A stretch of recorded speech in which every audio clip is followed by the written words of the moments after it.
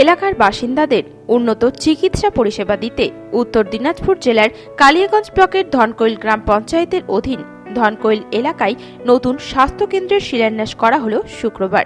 এদিন দুপুরে ফিতে কেটে ও নারকেল ফাটিয়ে স্বাস্থ্যকেন্দ্র নির্মাণ কাজের সূচনা করা হয়। এদিনের শিলান্যাস অনুষ্ঠানে উপস্থিত ছিলেন কালিয়াগঞ্জের বিধায়ক সৌমেন রায়, কালিয়াগঞ্জ পঞ্চায়েত সমিতির সভাপতি হিরণময় সরকার, ব্লক স্বাস্থ্য আধিকারিক শেখ মুশরাইল রহমান সহ অন্যান্যরা।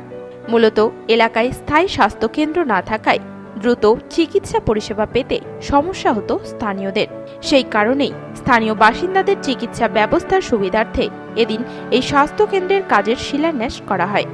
এই প্রসঙ্গে কালিয়াগঞ্জের বিধায়ক সৌমেন রায় জানিয়েছেন, এই স্বাস্থ্য কেন্দ্র নির্মাণের জন্য প্রায় ৩০ লক্ষ টাকা বরাদ্দ করা হয়েছে। এদিন এই কাজের সূচনা করা হলো। অতি দ্রুত এই স্বাস্থ্য কেন্দ্রটি উদ্বোধন করা হবে বলে জানিয়েছেন তিনি।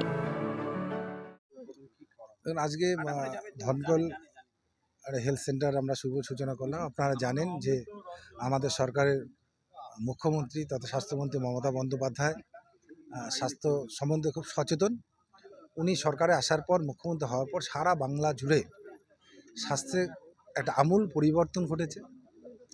যেমন সুপার স্পেশালিটি হসপিটাল হয়েছে, পুরনো হসপিটালগুলো মান উন্নয়ন হয়েছে এবং গ্রামে গ্রামে যে স্বাস্থ্যকেন্দ্রগুলো তার মান উন্নয়ন হচ্ছে এবং সাধারণ মানুষ যাতে তাদের নিজ নিজ এলাকায় প্রাথমিক যে চিকিৎসাটা সেটা যাতে খুব দ্রুততার সাথে পায়, তার জন্য আমাদের সরকার বদ্ধপরিকর।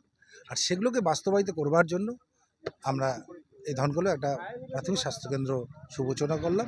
এটার কাজ আজ থেকে শুরু হলো। আগামী দিন এখান থেকেও আমাদের সরকার স্বাস্থ্য পরিষেবাটা দিয়ে যাবে। কত টাকা ব্যয় এই কাজ? 30 লাখ। কতদিনে কমপ্লিট হতে পারে? দেখুন তো, এটা 4 থেকে 5 মাস সময় লাগবে। কালিয়াগঞ্জ থেকে বিশেষ প্রতিবেদন, নিউজ টুডে।